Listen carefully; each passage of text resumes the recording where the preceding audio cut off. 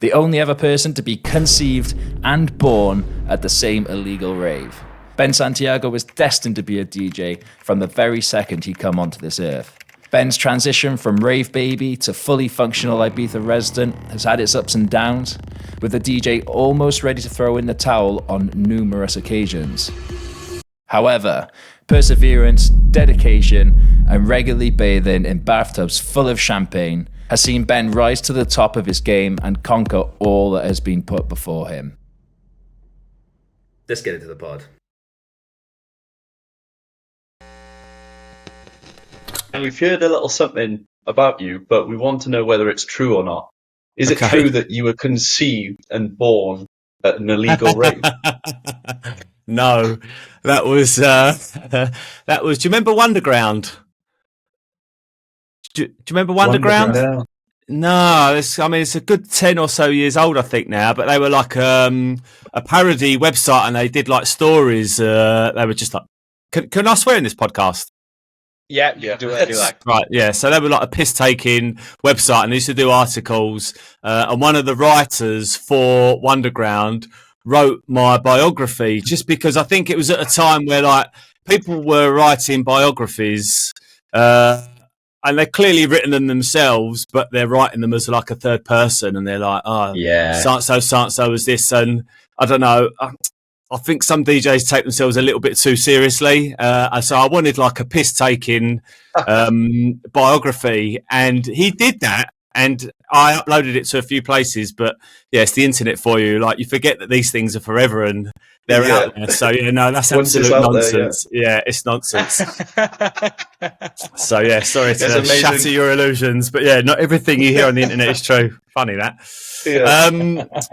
I was a raver though back in the day. Hang on a minute. So no, I wasn't conceived at an illegal rave. I was born in the late 70s, when Acid House came out. It was like 88, 89. I just started secondary school, and there was a group of us that kind of got into the music, but we were too young to go to like these Acid House raves. And then eventually it kind of got to, I don't know, like the early 90s, and the house music scene had kind of evolved into like rave, hardcore, and drum and bass jungle. And that was the age that we started going out. So I think that's like where the rave connection comes from. I used to have long hair, like down to here, a ponytail, and I used to love the raving days. They were amazing. We'll get back to the pod in just a second, guys. Thank you, Eden, for sponsoring this podcast and making it a reality. Make sure you all hang around to the end, because we've got some huge giveaways that you cannot miss. Let's go. Talk me through them, then. What did that look like back then? Because obviously completely different to what we're used to right now. I mean, you've got like these super clubs that are thrown on these parties. Tell us like a little bit how that was, how it contrasts to what we like obviously see today. I think it was a lot more kind of raw. Dare I say it, real, less contrived, more pure. I don't know if I'm right to say that, but it was just kind of raw and rough around the edges. They were like old warehouses. The place that we used to go to was called Roller Express. Madly enough, I used to roller skate there. I was into like street hockey when I was really young. And there was this place in Edmonton, and then it evolved into like a full-on rave venue. But it was just like they put like backdrops up, and they were like big banners basically that people are like graffiti artists, whoever had like spray painted. I mean, the one thing that I did love about that era was that it was all about the love. Like at that time, like the hardcore thing was kind of, I want to say happy hardcore. It's a bit cheesy, but I was into that and the other kind of more tougher stuff. But aside from the music, I mean, I fell in love with the music. But aside from that, it was like the ethos of it was like togetherness and peace and unity, and almost like the 60s like hippie scene was all about the love and togetherness and all that. And I absolutely loved that. I think that that's kind of a little bit lost. And there in nowadays, like you're asking about like the contrast between now and then, where it was kind of new or relatively new, it was a scene. And yeah, I mean, probably the fact that I was in my youth probably had a lot to do with it as well. Because you ask anybody like when the best time was, and they'll always say it was like in their like late teens, early 20s, whatever. Yeah, we just used to go to these raves all around London and in warehouses and clubs, and yeah, it was an amazing time. Yeah, when we spoke to Darius Sorosin, he was talking about how, like, the early days of the raves, you used to get people from all walks of life, all different ages. You had like the moshers, you had like pretty much everybody just coming together. And he said that like that's something that stood out to him that we've completely lost. Yeah, totally. I mean, and as well, it kind of what preceded that was like the lager, getting drunk and having a punch up era. And then this kind of new thing. I mean, back in the 80s, it was a big problem in the country with like football violence, and I don't think like the rave scene gets the credit that it deserves. For it was the rave scene and ecstasy that like single-handedly put a stop to like that. All of those football gangs that previously were kicking the shit out of each other week in, week out, were now hugging each other on the dance floor, you know. And I'm sure that there were some chemical influences as well, but yeah, it was all about the love. Like, so we'd gone from that kind of beer monster area of like having a punch up every week, and that was kind of like the thing that what the youth did, to go into raves. And yeah, I mean, if someone trod on your foot by accident, you'd end up having a hug and they'd be your best friend for the night, you know? And that just kind of like, like I said, I really loved that about it, the togetherness and the love and the unity, and like so many good memories of being at raves and just kind of looking around and everyone like dancing to the same beat. And yeah, I'm struggling to put it into words to do it justice, but like this sense of togetherness, that was amazing. And again, like this might sound a little bit cheesy, but back then it wasn't. But a lot of people had like whistles and horns, and they'd have like an MC going like whistle posse blow, and like just the noise just from the crowd alone like makes your hairs stand on end. Like it was amazing times. I've been to a lot of parties, and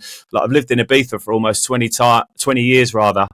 And I hate to say it, but I'm just being honest, like nothing comes close to the rave scene. And again, that might be my youth. I'm sure that is a contributing factor, but it was just it was amazing times. And anyone that was there will absolutely know what I'm talking about and agree.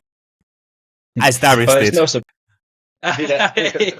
It's no surprise that obviously it's a lot more commercialized now. I mean, you just need to go to any of the big clubs in Ibiza to understand that like it has clearly lost its spark in that sense, and it's become more about the monetary gain. Let's be honest. But of course, that is a negative in itself, but I think it also holds a positive in the fact that it's spreading the message to a lot of people. Because I mean, like I've been in many situations before when I was young, going down boozers, so just going down the pubs and stuff, and you still see that like that angry like animosity, like that like rough and ready sort of environment. And then as soon as you step into that rave, as you say, someone barges into you, it's a instant turn around. Sorry, let me buy you a drink. No, let me buy you a drink. So let's go on a date. And you end up on a date with Steve from down the road for the night. No, you're right. Actually, I was just going to say that there are certainly a lot of positives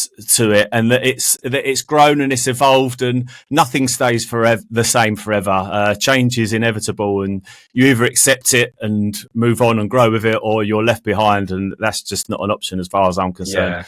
And there are absolutely a lot of positives, that it's evolved into what it is now. And yeah, sure, it's lost that whatever it was that I'm talking about that it no longer has, but in so many other ways it's improved. I mean, back then it had a very kind of nefarious element to it. It was like all of the raves were run by proper criminals, and the security, like like the security used to just beat the shit out of people. Like we saw it all the time. It kind of did put you on edge. You know what I mean? You wouldn't step out of line. Like a lot of those security were like absolute nutters. And that's all kind of cleaned up. But it's good that the business has kind of grown and evolved, and the production at events now is just, I mean, there's no way that you could argue that's gone backwards or that it's worse. I mean, some of the stuff that I see, like what the Tale of Us got, and Eric Pritz and Afterlife, and some of the stuff I'm seeing is just absolutely mind blowing, and like absolutely, it's amazing that it's evolved like that. And I can't, like that Sphere thing in Vegas, for example, like I can't wait to see what's coming next. It's amazing. So yeah, a lot of positives. Yeah, it is jaw dropping, a lot of this stuff. When I was speaking to Fatboy Slim over the summer, he was talking about like the early days of rave culture and how when he come to producing, he was there to break the rules. You know, like that's what it was all about. What he was creating was to break the rules. But then he said all that happened from that then is everybody just sort of formed their new rules that everybody had to then just abide by. Right. So I think that like this evolution into the production and everything like that is what we see. But I do think that there's probably a point in time where we see full circle and we start seeing maybe like different genres splitting off and then going more down the like unity route. Well, hopefully, like for me, because I spend a lot of time speaking to you DJs and listening to you reminiscing about the old days, and I'm a bit gutted that I didn't want to experience it ourselves. Yeah. I think the phones thing, I mean, even that's a double-edged sword. I mean, the thing that I do with Laura, I don't know that we'd have the small bit of success that we've had there. I don't think that we would have had that if it weren't for like mobile phones. I remember bitching to our manager once about phones, and he was such a great guy. He was very like straight to the point, and I love that in people. And he said, "You wouldn't be here if it wasn't for phones." And I was like, "Fuck, he's right." So it is a double-edged sword, and there are great things about it, but it has certainly killed the vibe on the dance floor. People just getting their phones out and not being in the moment. And yeah, the point I wanted to make was that I see sometimes on posts when certain sites post like old videos of raves or clubs prior to phones, you'll see like kids from this generation now. It's quite common. I'll see this and they'll say, "Man, like, I was born in the wrong generation. It's such a shame. I'd love to have parted then and experienced life then." And it wasn't even at raves. Like if you look at like videos of old concerts in anyone, even Wham or a pop band, doing a stadium show, and again the whole place is just jumping like that, it's just, unfortunately, you just don't get that anymore. But yeah, I would love to see. I'd love to see it do the full circle and people start putting their phones away. But yeah, it is what it is. I said you have to accept these things. And yeah, we were discussing this as well the other day, weren't we? That in the videos that you see back in the day, people didn't used to just face in the one direction towards the DJ booth. Yeah, exactly. Used to just be in your groups and sort of intermingling and all that side of it. But I nowadays think, it's like everyone's facing the DJ.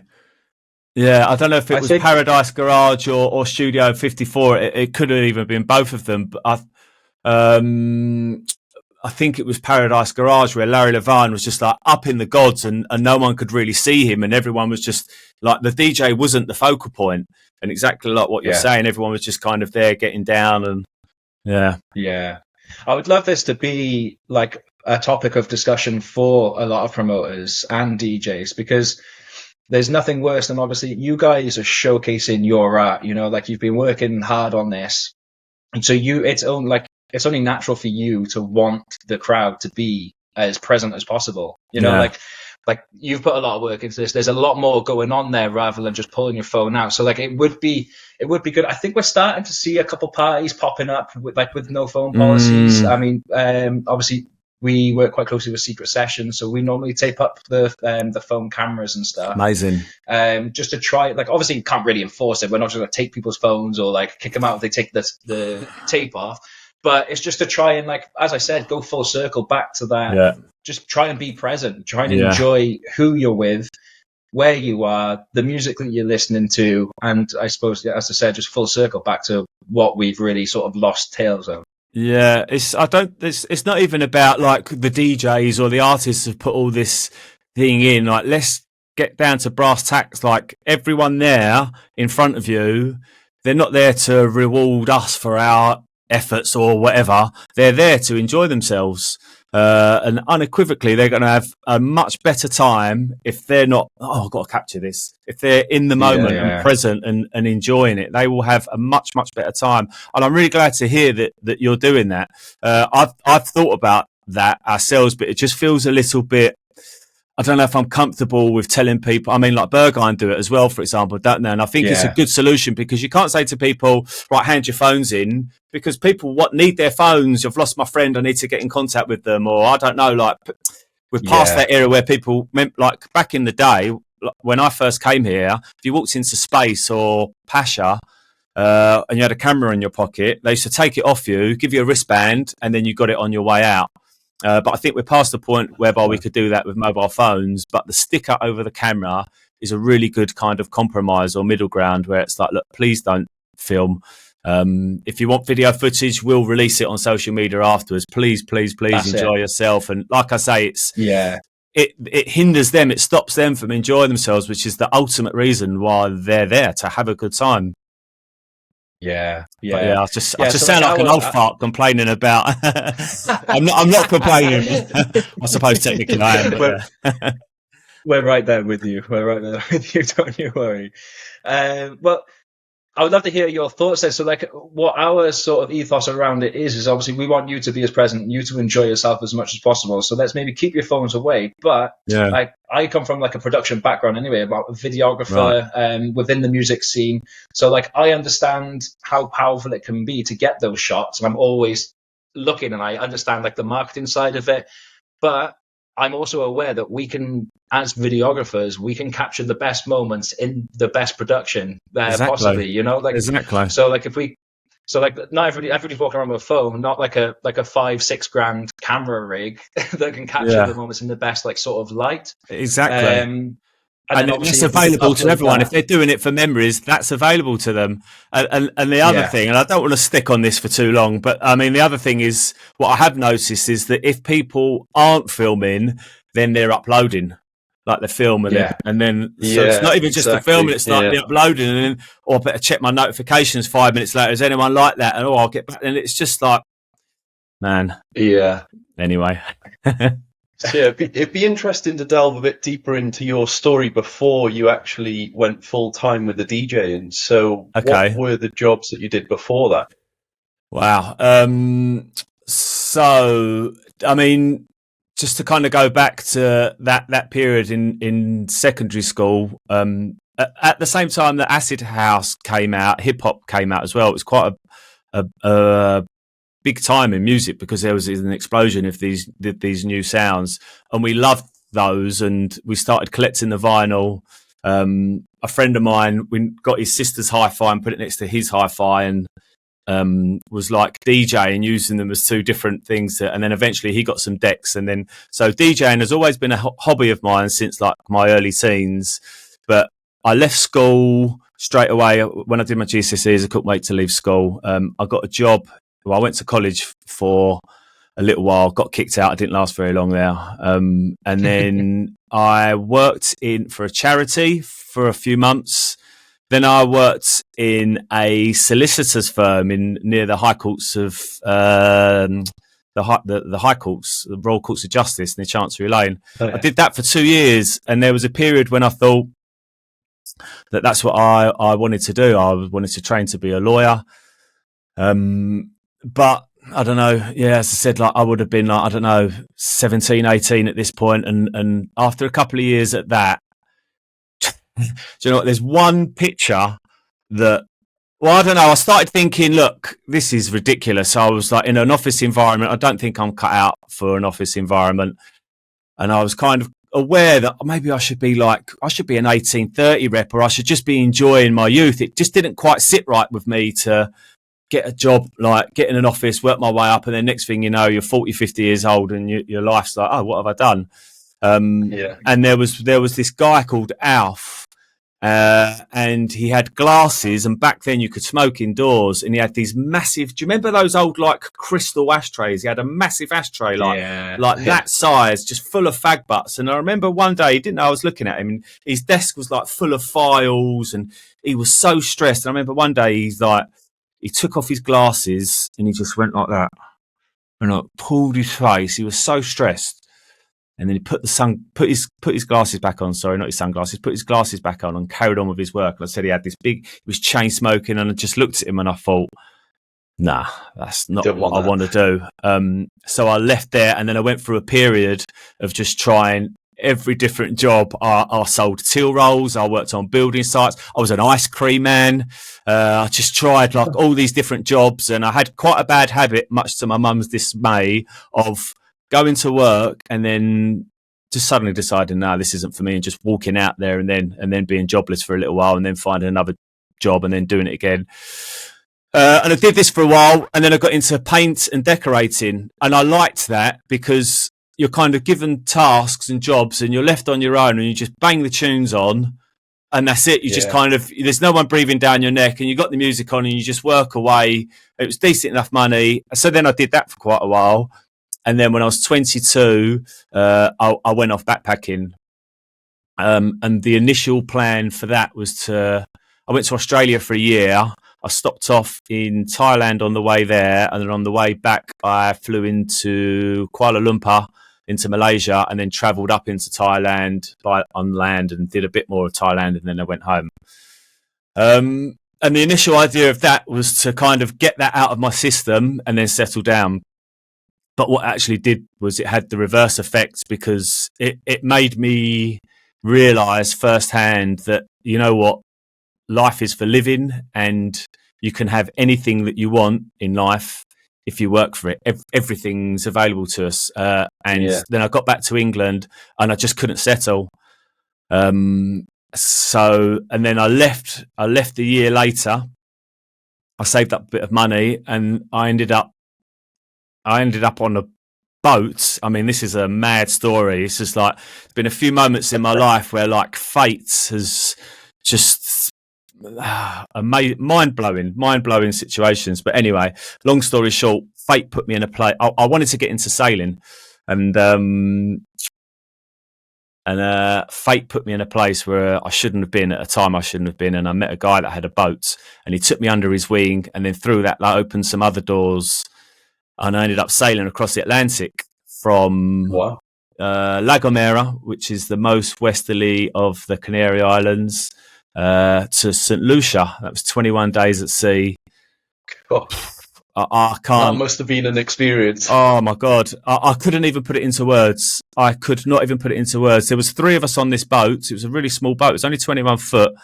It was a father. Whoa. It was, yeah. I mean, if I'll dig out a photo of it. If I saw this boat and I thought, I'm not getting on that. But I was scared. I don't mind admitting it. I was scared of doing that crossing anyway, because I'd done a little bit of sailing, but an ocean crossing was a massive step for me.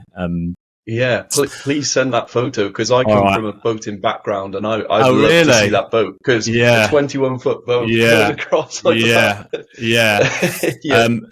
It was a father and a son, and the father was a teacher, and the son was he was quite like his dad. So they were kind of quite, I don't want to say geeky, but they were kind of quite geek. They were quite geeky. So I was in good hands. Like, they'd really researched everything, and they set up this amazing system with the sails, and all I really had to do, they knew that I wasn't a very experienced sailor, but all I had to do was like keep an eye on what we had. Watches, basically 4 hours on.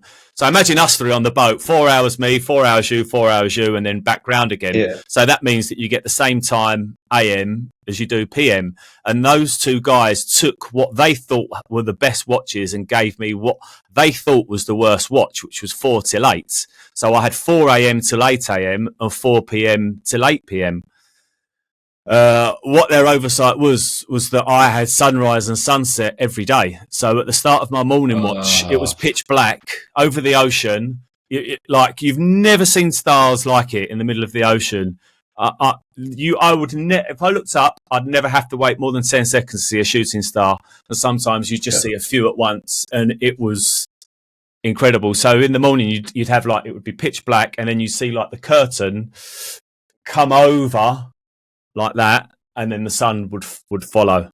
And then, and then in 4 p.m. and in the evening watch, it was the same. You'd see the sunset, and then it went down, and then you see the curtain of darkness come over, and across the ocean. That was just.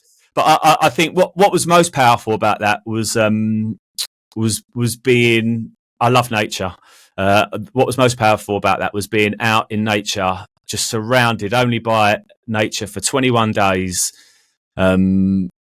It's quite a thing as well, being on which you will understand actually, being on a boat, there's no engine going, and you're crossing an ocean only by wind power and man's knowledge and ability to manipulate and use things to their advantage. I saw dolphins, I saw flying fish, I saw all sorts of stuff that was, I started writing poetry. It was just, it was just amazing. It was absolutely amazing. And if anyone out there wants to do anything like that, that's listening to this, I urge you to do it. Because you only get one life and you need to fill it with experiences. And that was, an unforgettable, mind blowing experience. So anyway, so then I ended up in the Caribbean. That was good. And then there's a huge kind of boating community there and just jumping on and off of different boats. And I found a boat that was a famous, it hosted the Great Britain team around the world. It's called Maiden. It's a very famous boat because it was an all-female crew back in the 80s. And I ended up on that. And that needed to be delivered down to Trinidad. And the captain basically said to the owner, he said, look, you've got two options. First option is I'll get your boat to Trinidad for you, but I'm going to make a pleasure cruise out of it and it'll be there within about 3 to 4 weeks. Or your other option is I'll just leave your boat here in St. Lucia. I'll leave the keys on it and you sort it out. And the guy said, no. Like, take your time as long as it's there within 4 weeks. So the captain put a sign up on the back of this boat saying, pleasure cruise to Trinidad. Anyone wants to come. You just chip in $10 a day to contribute towards food. And that's it. And there ended up about 15 of us, all different nationalities. And that, again, was an incredible experience. Amazing. It was a really cool group of people. We went to mad places. I remember we went to this old like leper colony that just looked like everyone had just kind of left one day, and like there was trees growing through the hospital, but in the hospital there was still like x-ray machines and like a chemist cupboard with like pills in bottles, and went to an island that was about the size of a lake, and just all different places. And you pull into these like other harbours and these rastas will come up with like spliff hanging out their mouth with like fresh lobsters they just caught, and you'd buy them for like $10 or whatever. Then we'd go on the beach, start a bonfire, cook the lobsters, guitar would come out, we'd sleep under the stars, next day move on. And yeah, that was amazing. And did that, ended up in Trinidad for the carnival, which was incredible. The whole town, that's another story. But anyway, and then after that, my friend bought a bar in Lanzarote, and he's got twin boys who I still am, they're adults now, but I was really close to them. And he said, come and help me work in the bar. So I went out there, did that for a few years. Ended up, I stopped working with him, but then I worked in a club as a PR, like buy one, get one free, all that. And I did that for a while. And then this is what led me to the DJing. While I was in the club, while I was working there, I was good friends with the DJ, and she just happened to mention to me that she needed to go back to England to go to her friend's wedding. And she asked the boss, could she have some time off? And the boss said, only if you find cover. And she couldn't find cover, and she just happened to mention it to me. And I'd never told her that DJing was a hobby of mine, but I said, like, actually, believe it or not, like I can DJ. But I learnt on vinyl. If like by then everyone was using CDs, it just kind of moved to CDs. So I said, lend me your CDs, show me how to use the CDJs, and I'll cover you. She was like buzzing, amazing, done. So I used to do my PR shift, and then I'd go into the club and watch her, and she took me through everything, and then that was it. I mean, looking back, it was obviously fate, but my brother phoned me up and said, I've just won a holiday to Ibiza. Would you like to come? And Ibiza to me was, I mean, Ibiza's always had a reputation for being expensive. I don't think it's anything new that it being expensive. Well, I know it's not. And Ibiza to me was always a place that I thought I would like to go to, but would never go to, because for the same amount of money of coming to Ibiza for a week, I could go and sit on a beach in India for 3 months. And being a backpacker like that, I would always do India 10 times out of 10 than I would Ibiza. So I always had Ibiza down as a place that I know I'd like to go there, but I don't think I'll ever make it there. So, so as I said, my brother won a holiday, and I came here on holiday. And just, I mean, anyone that's listened to this probably knows the island, so I don't need to spell it out. But like that thing, that bug, that vibe that you feel, just completely got me. I remember when I left here, I didn't want to leave, and I was prepared to throw a lot away just to stay here for another few days. But anyway, I didn't. And when I left here, the last thing I did at Ibiza Airport was I got down on all fours and I kissed the ground of Ibiza just out of pure love. And like I said, that coincided. It was pretty much the same month that I covered this girl DJing. So I left here and got back to Lanzarote and was like, I'm going back to Ibiza next year. I'm going to make a go of it DJing. And do you know what? It never occurred to me to turn to think about being a professional DJ. It was just a hobby, and then that was it, and something I did when I was kind of younger. But I did that. That was 2004 that I came on holiday, and then the following year, I came here. I landed here with 50 euros in my pocket. I met a guy who's still a very close friend of mine to this day, Stan. Shout out to Stan. I met a guy in Lanzarote who had been coming here and working the summer seasons, budded up with him. So then we came here together in 2005, and I booked a one-way flight. I booked a hotel for a week, and that was it. And I just thought, I'll get here. And within that week, I've got a week to kind of find accommodation, find work. First things first, found accommodation. That was quite fortunate the way that all kind of worked out. Couldn't find any DJing work. And then I started looking and then I got a job with Manumission, putting up posters. And it just so happened a new bar in the West End, Eden Rooms.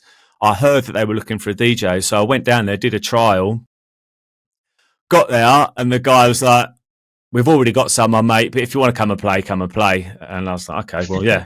and went and played, and it went really well. And then they offered me the job, and then that was it. So yeah, that was 2000. Wow! So you gave yourself only a week, to make something of it, then? Yeah. That's I mean, unbelievable. I'll say this, and like, I think, I don't know if I can be so like arrogant, but I think I've worked hard, but absolutely more so than that, I've had a lot of luck. I think I've been very, very fortunate. Like, things have just kind of come my way, and I think there's been a lot of luck involved. I've seen other people come here and work just as hard, and they get chewed up and spat back out again. But yeah, I've just been very fortunate. Yeah, that's it. But you create your own luck, man. That's a big philosophy of mine, putting yourself in those positions. If that guy reached out to you and said, listen, like, we've already got somebody, but you can come down and play, and you were just like, fuck it, then, like, if you had that attitude, you wouldn't have gone down there, and then you wouldn't have had that break. So I'm a big believer in you create your own luck. And I mean, it's not all down to luck, is it? It's you turning up every day, making sure that you can obviously build the background to get to where you are today. Cheers. So you go to Ibiza with 50 quid in your pocket. Yeah. Now, if anybody's listening to this, will probably understand that that's not going to get you very far. Right? No. Yeah. Right? I mean, this was nearly 20 years ago. Yeah. So obviously you've got out there, you've not got much to your name. You've just got a dream, and you're going to make that dream happen. Your next, I'm going to say, few years ahead of you are going to be full and jam-packed, full of obstacles and like, problems, essentially, trying to make it out in the epicenter of music of Europe. take me through some of like the moments of your life where you were like, oh shit, like this is a little bit more difficult than I thought it was going to be. I mean, even that first summer was difficult, because what I discovered was everybody, all the glass collectors and managers and PRs and bar staff are all DJs. Everyone's come here to try and crack it as DJing. And like myself, because they've not found work, they then take the next best thing just to stay on the island, rather than just, I've not got work as a DJ, I'll go home. No, I've not got work as a DJ, I still want to stay in Ibiza, I'll do whatever. And so what that kind of left was an overabundance of DJs that were prepared to play for free. So they had their music, they had their headphones, but they weren't playing anywhere. So there was this kind of like, at the time, there was a culture of DJs playing for free. So that was a big obstacle. And when I thought I was so lucky to have found paid work. What else? What other obstacles would I say? Quite competitive, a little bit of backstabbing from people that you think are your friends. But yeah, you just got to keep pushing on through these things. I mean, I have to say, like, even now to this day, the obstacles don't stop. The disappointment and the rejection, it absolutely does not stop. Laura and I spent most of COVID in the studio making music. We made a bunch of records that, going to sound a bit arrogant, but we were really, really proud of, and we thought were really good records, and no one wants to sign them. Like, we've had a couple of three of them have been signed, but a lot of them, no one's really interested in them. And so there's labels, your constant rejection from labels, constant rejection from venues or promoters that you want to work with. So it never, ever stops. And we was chatting with a really young musician. Laura found this pianist online, and we did a studio session with him yesterday. He's only 16. He's an amazing pianist, but we were kind of explaining to him that, like, I don't think there will be a footballer or an actor or a musician or anyone that's kind of within that creative world that's kind of living their dream that has not had a road filled with rejection and obstacles and all sorts of fuckery from people and being fucked over, and just it's non-stop. And you just have to push on through that. You just have to, because I just think that's life. And at the same time, you also get like these blessings and gifts and opportunities, and it's like one step forward, two steps back, two steps forward, one step back, and it's kind of like that. It's a roller coaster, but over the kind of long term, it's that, you know, you just kind of natural progression. Still, you have to keep on keeping on. Yeah. Yeah, that's it. Yeah.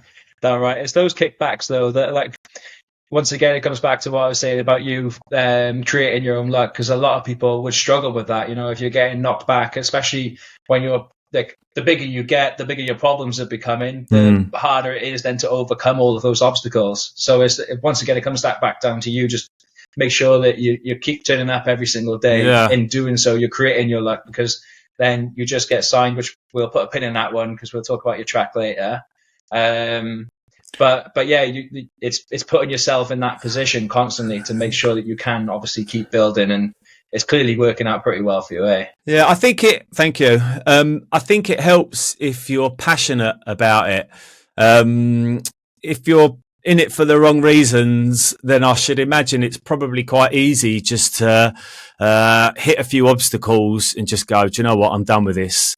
But if it's something that you really want, you'll keep fighting and pushing towards it, you know. And I think that's where that kind of the passion and the love for doing what you do really comes into play, and helps serve you or your cause, you know, or your drive even to just keep going forward and pushing on. So from there then, breaking into the overall bigger scene in Ibiza, what did the transition look like there? So in a friend of a friend, I don't know if you've heard of SVV, but back then Hotel SVV was a pioneering hotel. It was the first party hotel in Ibiza, and they were doing a lot of stuff with Head Candy, and who back then were like the biggest thing. And a friend of a friend was one of the partners in SVV. And when I knew I was coming out here, I got one of the partners in SVV, Nick Reed. Big shout out to Nick. And I phoned up Nick and I said, I'm a friend of King. He's given me your phone number. I'm coming to Ibiza. Can I get some DJing work? And he said, you've missed the boat. We're all sorted for this summer. So I asked him, do you mind if I keep your number and contact you next year? And he said, no, by all means do. So then the following season, this was a bit weird because I'd completely forgot about it. But I had a dream. I can't remember exactly what happened in the dream, but I had a dream about playing at this hotel. I can't remember exactly what happened. And I woke up from the dream and I was like, yeah. And I've got that guy. So I phoned him up right there and then. And he said, like, your timing is epic. We're just sorting out all the DJs now. No way. Yeah. And he said, we're just sorting out the DJs now. I said, I'll put you on to Jason, who looks after all that. And this is Jason Ball. Big shout out to Jason as well. He owned Bass Bar at the time, which was like a really cool bar in the Port in Ibiza town. And I spoke with Jason and he said, do me 2 CDs. Do me one, because they had the inside room, which was like the party room. And then they had like the poolside thing in the daytime. He said, do me 2 CDs, 1 chill out, 1 house. And my God, like I put so much time and effort into these CDs, finished them, did them, dropped them off. Got a phone call off Jason saying, I really like them. Come down. I was like, all right, great. And then the next day he said, he phoned me again. He said, I've got Mark Doyle here from Head Candy. He's left Head Candy, started his own brand. They're looking for an Ibiza resident. Can you come down now and play? So I got on I had like my record bag that had my vinyl and my CDs in it. I remember putting it on this bike, cycling down to the bus station in San Antonio, getting on the bus, getting off at the other end, getting another bus anyway, I got there eventually. And I played and I got the job. And that was like a turning point because SVV, as I said, it was a really, really cool, respectable place then. And James Barton, who owned Cream, he was friends with Nick and Jason and he used to come in there all the time. And like, can you imagine like being in your second year? I mean, when I first came here on holiday, I went to the Cream closing party at Amnesia.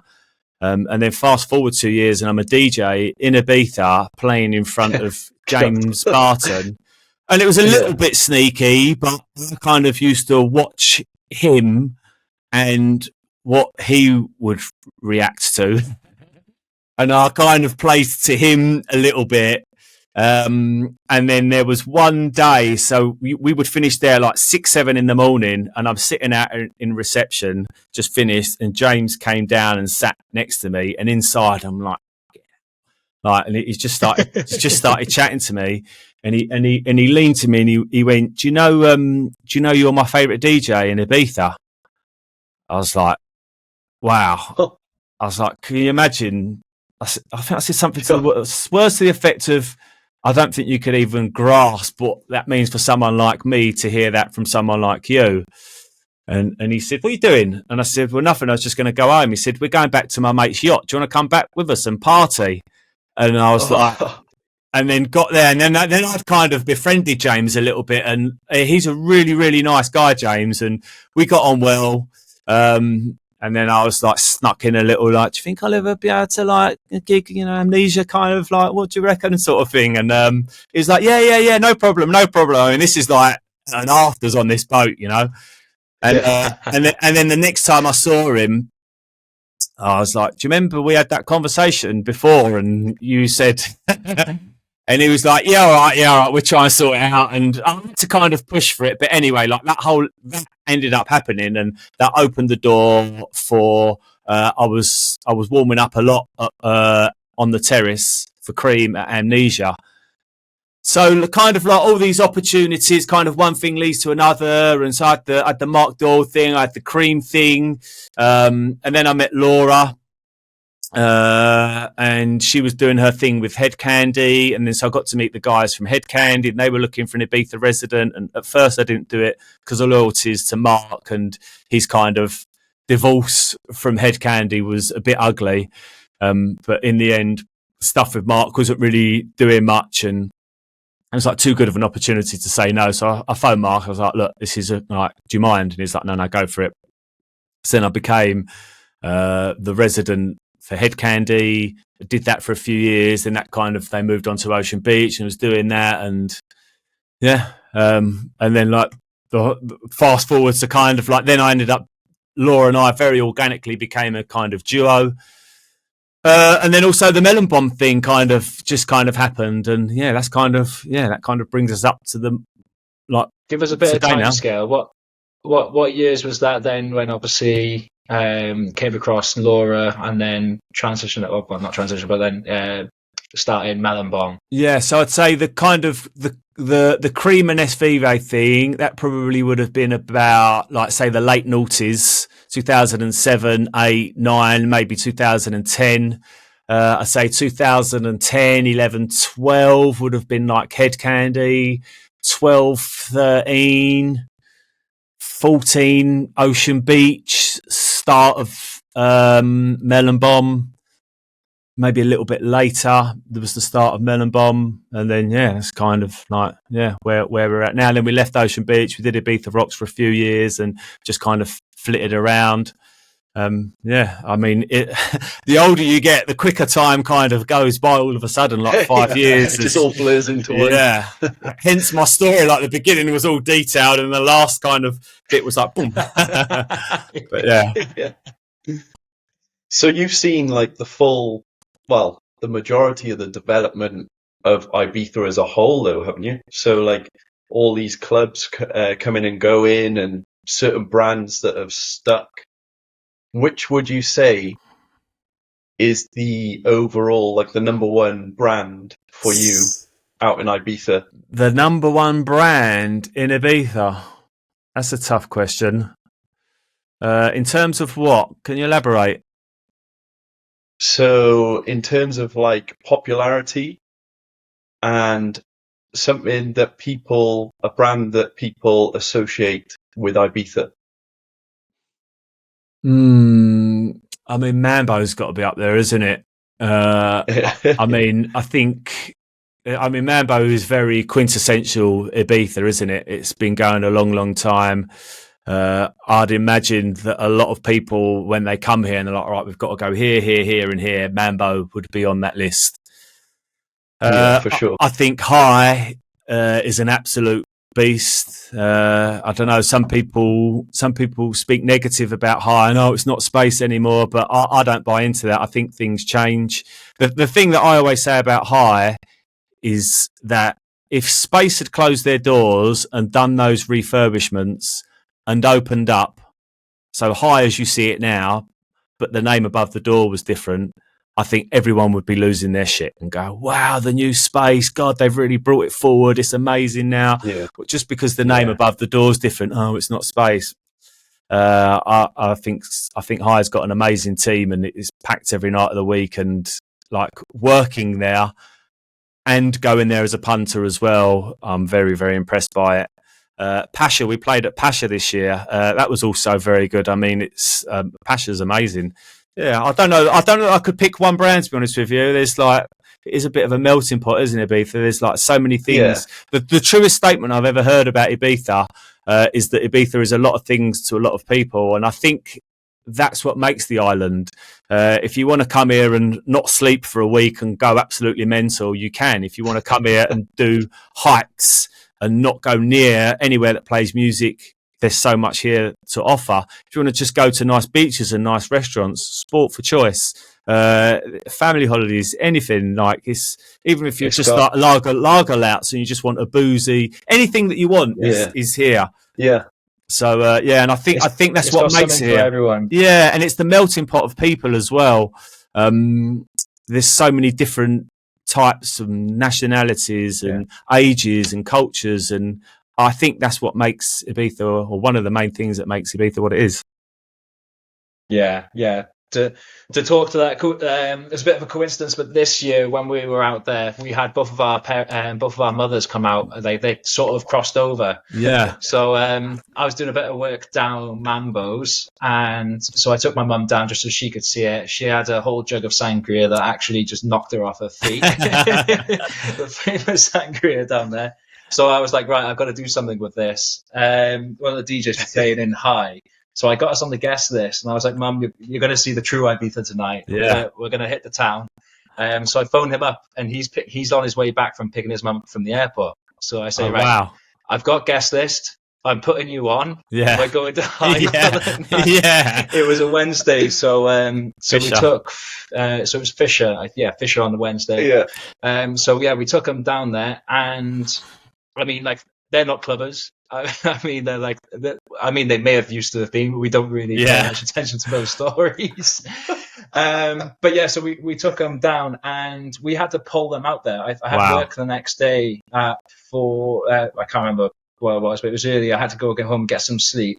I was literally dragging them out at 4 a.m. You know why we stayed though? It was because of my mum. She knew one of Fisher's songs, and she was like, I'm not leaving until I hear this one song. Did she hear it? Did he play it? She heard it. Yeah, it was Take It Off. Wicked. Amazing. But yeah, so that's it. It's literally got something for everyone. Obviously, the majority of it, we did go to Cobra Santa the night after, because I think they caught a bit of the Ibiza bug. But the rest of the time was spent just going to the nicest beaches, like going for really good food. But like, it's just a backup. What you're saying, it really has got something for everyone. And all I hear from my mum every time I see her, it's, oh yeah, we're coming back up to Ibiza next year. Yeah, and they're bringing their cowgirl boots next season. That must have been amazing for you to see your mums raving and coming here and really enjoying it and seeing that side of the island and not kind of turning their nose up at it or going, oh, it's too loud or I'm too old, like getting stuck in and like not wanting to leave even. Yeah. That must have been brilliant. Yeah. Yeah, it was so good. Yeah, it was unreal. That's the power of Ibiza for you, though, isn't it? Exactly. It really does cast a spell on you. Exactly. So, yes, you would just say Melon Bomb formed. Yes. So talk us through that. So that was so there's 4 of us in Melon Bomb. Myself and Scott Gray, Paul Reynolds, and Corby. Paul and I were out at what's it called? Vino and Co. I don't know if you know Vino and Co. It's like they sell wine, obviously, but they do like, or back then in the winter they used to do like these evenings and they serve food and the wine with it. And so Paul and I are there with Paul's there with his missus, I'm there with my missus. I think Paul's family were over as well. There was a whole bunch of us. And on another table was Scott Gray. And Scott had seen me play. He was doing sound when he first got here, and Laura and I had played at this like MTV villa party. And he'd seen Paul play as well, and Paul and I had similar like disco styles, and Scott loves that. I don't know, you could say he had an epiphany or a vision, or it could have just been a drunken idea, I don't know. But he approached Paul and I and said, I think we should do something together. I see something in us doing something. So we were like, yeah, okay, fine, whatever, let's have a meeting. So we had a meeting round Paul's house, the 3 of us, and we kind of hatched a little bit of, it wasn't anything, no grand plans or anything. Okay, let's come up with a name. And Scott's an artist. You should check out his stuff, Chapter. He does amazing art, Scott. And he had this bit of artwork, which is now like the Melon Bomb logo, that he designed, but just hadn't done anything with it. And he said, look, I've got this bit of art. And he kind of, I don't know if he had it in there anymore or on his phone, I can't remember. He said, like, it's like this melon with the bomb on the head. And he said, what about like Melon Bomb Disco? And Paul and I were like, yeah, lose the disco though. And so that was it. So we just kind of started Melon Bomb. It was like, right, look for a home. And we kind of ran ideas. And I think the one Pikes was suggested. Back then, Pikes was not what it is now. They weren't really doing parties. I had just DJ'd there in Freddy's, and I got a photo of this somewhere, and there was still a bed on the dance floor. Like that was how much of that room it was in, like it's not even its infancy. It was like, yeah. And so anyway, we ended up doing an event at Pikes. Again, I think that was a lot of luck. We got in there at we was in the right place at the right time, because they kind of grown, and I think Pikes, if I'm honest, and I'm sure the guys wouldn't mind me saying this, but I think Pikes has really helped be a part of our success, because it's such a cool venue and it just attracts a really good crowd. But anyway, we did a party there. Then we met Juan. One is just one of the nicest people you ever would like to meet, and he offered to help us making music. And we said, do you know what? In return, that's really nice. In return, why don't you come down and play at one of our parties? And he played, and I think we made a decision, just like, let's just get him on board. And we did, and then that was it. And it just, I don't know. I think we struck a chord with the residents, which was really, really good. But it just snowballed. I don't know why. We never sat down and like had these plans or strategy, or there was none of that whatsoever. It was very kind of, let's just start a party and see what happened. And I think the music was kind of right for what people were looking for. Juan's kind of into his underground stuff a lot more. So Juan, as the brand's grown, has single-handedly driven the brand forward and really kind of encouraged us and forced us to kind of dig deep with the music, because I think at first it was kind of quite obvious disco-y kind of edits, and but yeah, it's kind of, we're really kind of pushed. Juan's really encouraged and forced us to kind of push the boundaries musically.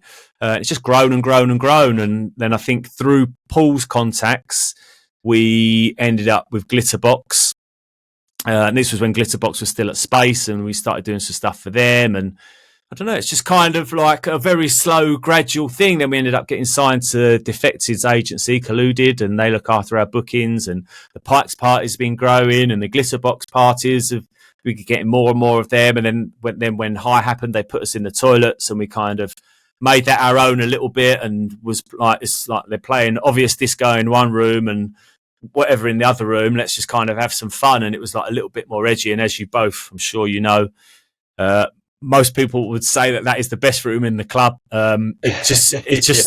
It attracts people that are there more so for the music than like the fancy production of the main room and the obvious stuff that you might hear in some of the other rooms. And we've really had fun with that. The toilets, didn't they? Yeah. For the music, nothing else. Yes. Okay. So that's kind of where we are now. And again, I think there's a little bit of luck involved, and we're loving it. I think it helps that we're all a little bit older as well, because it's quite a diplomatic setup that we've got. Any decisions that need to be made, we've kind of had this from the start, that if one of us vetoes it, then that's it. If one of us isn't on board with something, then that's it. We're just like, right, we'll scrap that. So every decision we're always all on board, and there's a real nice, tight togetherness and respect and love between the four of us. And maybe that comes out in our music. I mean, like when we play, like I've heard a lot of people say about us that we're kind of similar in our musical styles, but we are also kind of individual. So when you're at a Melon Bomb event, you kind of get a little bit of everything. And it just, as I said, it's not a formula that we came up with and worked out. It's just kind of happened very organically. Yeah, I love it. I think that's a really big point, though, because obviously you said that you never had some grandmaster plan or anything, but I think having the culture so tight with you guys, like if we don't all agree, then it doesn't work. And I think that's probably the driving factor that's built the culture of what Melon Bomb is, and that's why you've seen such great success, because you're all, although you haven't got the master plan written down, you're all so very clear on what the vision is. Yeah, I think that's probably the secret to success there. Yeah, and sometimes we'll discuss things on the group, and we're all kind of not guilty. It's not the right word, but for the argument's sake, let's say guilty of doing this. One of us will be against it, and then someone else will make a point that say, "Yeah, but have you considered this?" And someone that might have been against something will go, "Yeah, do you know what? That's a good point. All right, yeah, I'm on board." And it's all very, it's great. I don't know if that's maturity, age, or just like the synergy or chemistry between the four of us. I don't know, but it just works. And I love those guys, and I feel very blessed to be in a group with those three boys, and I really value like what we've got. Between us and as Melon Bomb as a brand, it's a gift. We're very, very lucky to have what we've got. I bet it must be like super powerful as well, having the four of you there to bounce the ideas off, you know, Yeah. because like it can obviously be quite lonesome, whether you're creating music, whether you're building a business or a brand or whatever it is. Having obviously like-minded people there that you can bounce those ideas off must be pretty powerful when it comes to the decision making and whatnot. Totally. And it's like, I remember walking out of High one night and this drunken statement of like what I love about Melon. It's like a block, like a square, and it's the four corners, and the four corners make up the strength, and without one, it all kind of falls apart. And Scott looked at me, it's like, that's quite a nice way of putting it. I hadn't really thought about it, but those four corners, we all represent and come like from different backgrounds, and we've all got something that of value that someone else hasn't got that we can all add. So like when we come together, like I say, sometimes you might not think of something and someone else will like raise a point that's like, yeah, that's a really good point. And so we all kind of are all contributing different things. And I mean, taking a kind of step back from it as well, it's like it weren't that long ago. I realised that like being here for so long and trying to crack it, and all of a sudden it occurred to me that the two things that have kind of worked for me is the thing with Laura and the thing with Melon. And what advice would I give to either someone that's just starting out or even myself when I first got here is there's so much value in being part of a team. Don't try and do things on your own. The two things that have worked for me have not been me on my own. They've been me forming an alliance with others and being part of a team. And yeah, I think there's a lot to be said for that. That's really interesting, actually. Yeah, that's some high impact wisdom you've just dropped down. But If no, I'm we being, find I'd the same, stroke though, it. don't we? I knew I shouldn't have said. I think it's about being surrounded with people who you respect as well, because that's like you're more willing to take on board their point of view, and maybe it'll change your perspective on things as well. Like Josh and myself will. He's always wrong, but I'm always right. We may not always agree on it, but we have that mutual respect there that we'll listen to each other and take on. And sometimes I do get my way. Yeah, and sometimes not. Yeah, you can't do everything yourself. You can't always be right, and you can't do everything yourself. And that's why I think being in a team. Like right now, Paul's in Thailand, and he's kind of just taken a step back, and he's like, look, any decisions you guys make, and we all do that. Like I went away with Laura, and I did the same thing, and it's the same with like the gigs here. I'm not about tonight, you boys go. And it's like that thing of being part of a team is so much value, and not convenience, but like I don't know what the right word is, but like it's good. It's a good thing. I think it's super powerful that you've built the culture between you that you obviously feel safe enough to be able to do that, though. Yeah, I think that's where the strength comes from, for sure. So what does the future of Melon look like for you guys then? Are you doing the typical Ben Santiago, we'll see what luck falls in my pocket, or have you got any plans? Yeah, right now we're kind of our focus at the minute is production. We've had a few records signed. We've got a record that uses an old Stevie Nicks, Stevie Nicks from Fleetwood Mac. That samples one of her records that she did as a solo artist, and Follamore's got right behind it, and a few other DJs have been playing it. We're hoping to get that signed. There is a big label, I don't know if I can say, that are interested in it. So hopefully we'll get that signed. And at the minute, I think now that the winter's here, in the summer you don't really get much time to kind of think about these things. It's the same for Laura and I, and all the studio stuff's happening now.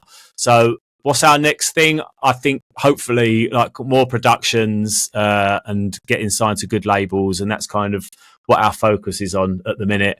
The live and the gigs, that's going really well. We couldn't ask for that to be any better. Well, I suppose we could, but like we're happy with that. We really want to get some good music that we're proud of out on some decent labels. So I guess that's our next step. Brilliant. So outside of DJing, what do you do? What's your hobbies? How do you fill your time?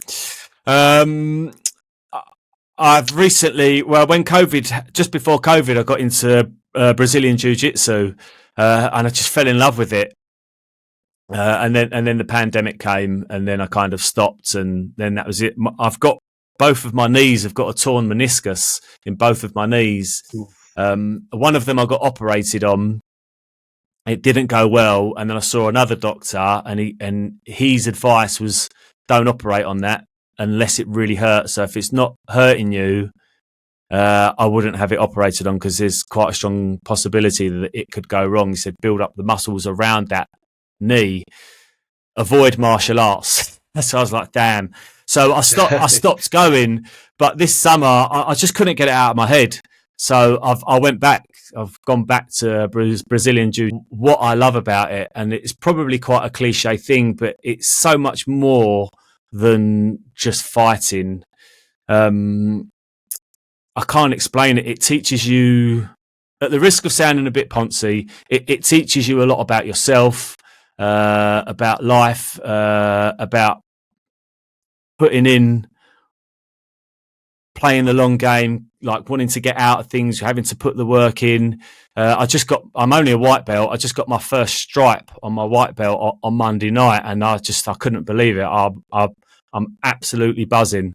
So yeah, I love that, and I do that Mondays, Wednesdays, and Fridays, and now I'm really, really, really getting into it. So I suppose I do that. What else? Hobbies? I don't really think. I mean, music production. I don't know what else really. I'm trying to learn Spanish at the minute. I mean, like, my Spanish is okay. It's sufficient, and I can get by. But for the length of time that I've been here, it should be fluent. It should be flawless, and it's not. So I've signed up with an online course, and I'm spending a lot of time doing that. So yeah, I keep myself busy. Brilliant.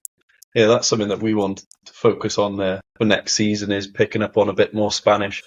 Thought it would be a lot easier, to be honest, to pick it up whilst you're there, but unless you have the confidence to try and use the bits that you picked up on, then it doesn't. Yeah, you don't really take much in. I think the problem is that here in Ibiza, everyone speaks English. If you was in Madrid or Barcelona, you would. I mean, they say it's like 3 months, really. If you was in Madrid or Barcelona, within 3 months, you'd be speaking Spanish, because you have to.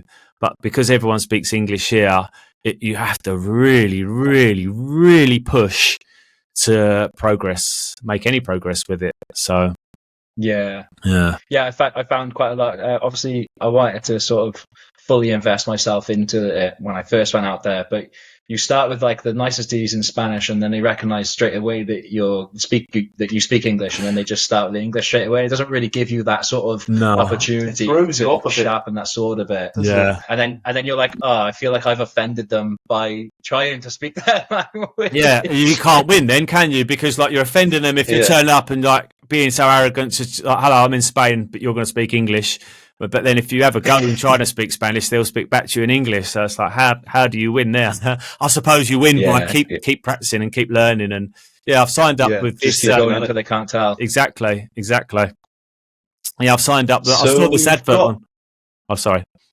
Go on, Carrie. No. I saw an advert on Instagram, and it's this Spanish teacher, and the example that she's giving is when you pay for the bill. And she says, "Me gustaría pagar, por favor," which is, I would like to pay, please. But that's like the direct translation. And then she says in that, like, do you know, when you say that, you sound like a robot. Like, that's not how we say it. In Spain, we say, "Me cobras cuando puedas."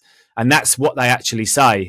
And that's what grabbed me to this girl, because it's like, yeah, I want to speak Spanish, how the Spanish speak it. Like, me gustaría pagar is like a direct translation, and they just don't say that. That's like an English person coming into a bar and saying, I want cash. I want, I don't know, just something stupid that's like they've taken the way that they say it and they've translated it literally and directly, and it's just not how the English say something. So, yeah.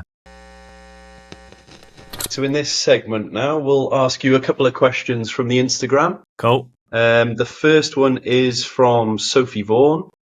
Who is the best crowd you've played for? Hello, Sophie. The best crowd that I've played for. I don't know if I can pick one. Creamfield's amazing. Amazing. Wales is always amazing. And I think I'd also like to give a shout out to Poland, which Poland's mad. Like in Poland, if you put your hand up, the whole room puts their hand up. If you clap, the whole room claps. As the records are building up, they're screaming like, my God, the Polish know how to party. We love the fact you mentioned Wales there. Yeah, it's true. It's true. Yeah. Where did you play in Wales last? Now we played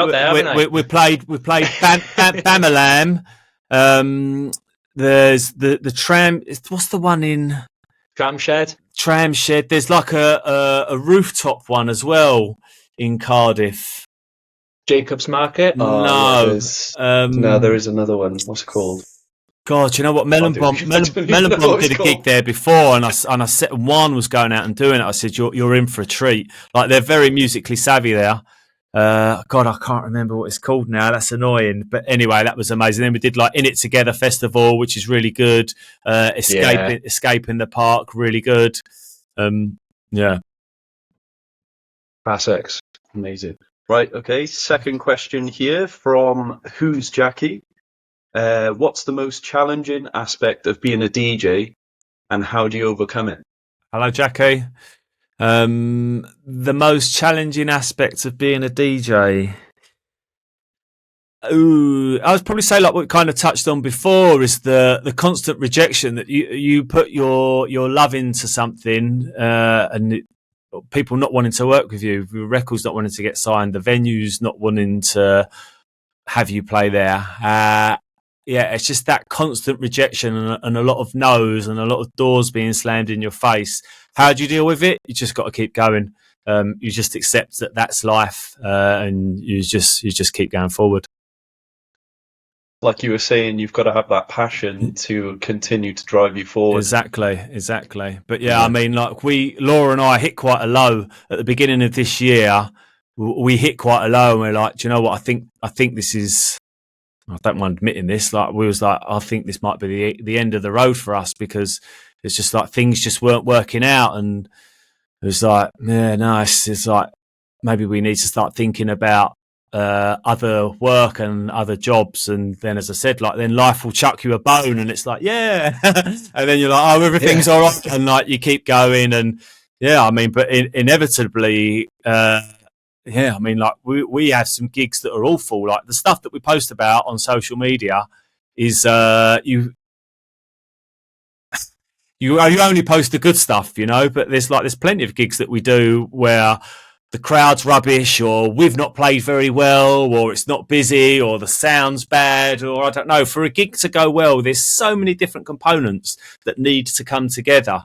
We did a show this year that was 8,000 people. And it was amazing, but like the volume was really like standing there and looking out, and the videos and the photos looked amazing, but the sound was really low. So the energy therefore was a bit low, and it was like, I don't know, like you might have a massive crowd, but bad sound, or you might have great sound, but it's not busy, or it might be busy, but you've not played well, or you might play well, but the crowd aren't really feeling it. And as I said, like there's a lot that needs to come together, and it's absolute magic when it does come together, and all of those things align, and it's amazing. It is the best feeling in the world. But it's not like that. And you know, it's interesting because I had a chat with someone quite high up in the industry this summer, and I was like, so many of our gigs are like they're just not. You kind of leave there feeling like, oh, that weren't great. And do you know what? Our videographer, we got a videographer that comes with us on our shows, and it's quite handy having him there because he's like, no, that was great. And you might feel like you've not played very well, and to you, like you haven't done a good job.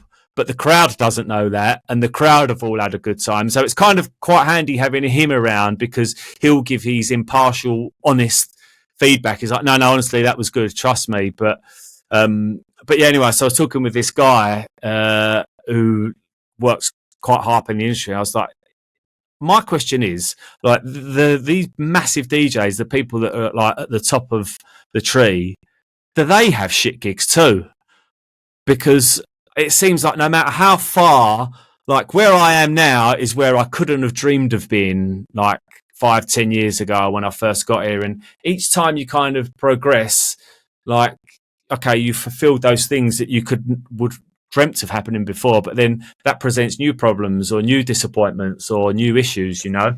And so I'm like, will this ever stop? Like, if you get to like the top and you're playing in front of massive crowds and everyone like, and you've had all these hit records and you've ticked all these boxes, does it ever stop? And he was like, no, it doesn't. Like, and he's naming massive acts, massive DJs. And he's like, they're always complaining about shows. So not that I wish bad upon those people, but it was good to hear that it just doesn't stop. That it's like, it is a road that are full of highs and lows. And you just got to, again, it's like, there seems to be a bit of a theme to this podcast. You just have to keep going, don't you? Yeah. Well, it's easy to look at like obviously these top tiers and like the biggest productions and everything like that, and like sort of idolize it in a way. But you got to remember as well, at the base of all of that is just humans. Yeah. And us as humans, we fuck up all the time. Exactly. You know. Exactly. So like whether that's the sound, whether it's the production, whether it's the artist, like it's going to happen on a daily, and that's just the way it is. Yeah. So true. Like one thing I noticed with DJs, 9 times out of 10. Well, to be honest, like 9 out of 100 people are there don't even recognize that. Yeah. It's only the ones that are producers or the ones that are DJs themselves that like hear these things. Yeah. So it's like, I understand, so from your point of view, it's hard to like, obviously you know so much about it, you know exactly how it's supposed to be. They don't have a clue. Yeah, so They're true. Dancing. So true. So true. Like 90% of them are off their heads. Yeah. Like, I'll fuck up a mix and I'll think like, damn, and it kind of like, it won't ruin the set, but it'll make me feel like bollocks, you know, and it kind of adds to that little thing. But you're so right. Like 99% of the people would be completely oblivious to the fact that I've just made a little bit of an error, and somewhat for that 1% that do, 5 minutes later, they've completely forgot about it, but I'm still like, oh. Yeah. and the 1% of them that know that you've done it, they've all been there. Yeah. They all used to it. So like they don't even judge. They don't, like, because they know exactly what it's like, because the shoe's obviously been on the other foot at some point for them. Yeah. I mean, they might even put a positive spin on it and say, well, at least we know he's not like that. This is he's not playing a mix CD or a pre-recorded set, or it's so true. Yeah, there we go. Yeah. Right. We'll do one more question. Okay. And this is from the Dale Jensen. And it is, what is your wildest Ibiza story that you're able to share? My wildest. I'm not going to share my wildest one because that wouldn't be right. But, so how far down does this story rank? Just to know. It's not a ranking. I'm changing the word wild to one of my best Ibiza experiences that I will never ever forget. And there's been a few, but the one that springs to mind was on the Space Terrace back in the days of We Love. And Groove Armada were playing, and I suppose it would have been, I don't know, 10 o'clock at night, something like that. And to this day, I don't know how they managed to do this, but someone walked around the crowd and was just handing out sparklers to everybody, but nobody lit their sparklers. So everyone's just holding on to these sparklers. And then at some point in like this euphoric moment in the music, Groove Armada lit their sparklers and then held them up, kind of signalling to everybody to do that. And I was at the back of the room on the terrace, on the Space Terrace, and everyone lit their sparklers and held them up. And it was before phones. And like I said, the music was really euphoric at that moment. And it's just like seeing the Space Terrace there Sure, yeah. And everyone holding these sparklers up in the air was just a beautiful hair standing on their ends moment. So yeah, it's not a wild story, but like it was an incredible moment. That Yeah, that's pretty epic. Yeah, very. Else that you would like to go over? Tell the people? No, it's not really. If you've got any questions or if there's anything I can help with, then yeah. But no, there's nothing. No, all good here. I've got a good one. Do you have a question for the next DJ that comes on our podcast? All right. Brilliant. I suppose maybe ask them what would they do if they wasn't working in music? Love that. For a living, of course. Perfect. Well, I can't thank you enough, Ben. I know we could literally sit and do this for hours. So I'm going to pencil you in for another space sometime in the near future so we can catch up on the rest we didn't get the chance to. Back when we're out in Ibiza next season. How about that? Back next season, when we're out in Ibiza, we get together. We'll do one in person. I'd love that. I just want to say thank you very much for asking me to come on here. I can't believe you've asked me, and I genuinely feel honoured. So yeah, thanks very much for asking me to come on here. It's been my pleasure.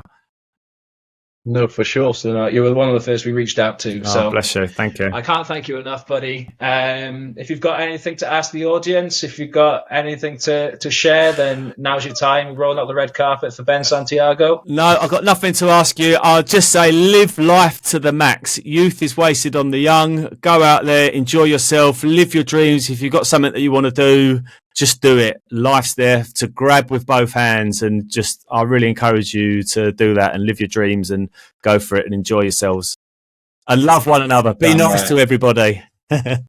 Yeah. Awesome. I can't thank you enough. You're an absolute star. My pleasure. My pleasure. Big love, guys. Another massive shout out to Eden for sponsoring this podcast, for your chance to upgrade to VIP for you and 3 friends to any party this summer. Then make sure you check out the description down below.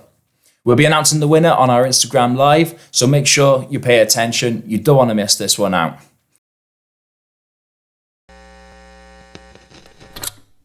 And if you like this episode, guys, I know you'll love this episode with DOD. Super insightful deep dive into his journey and how he keeps hitting hit after hit. I'll see you there.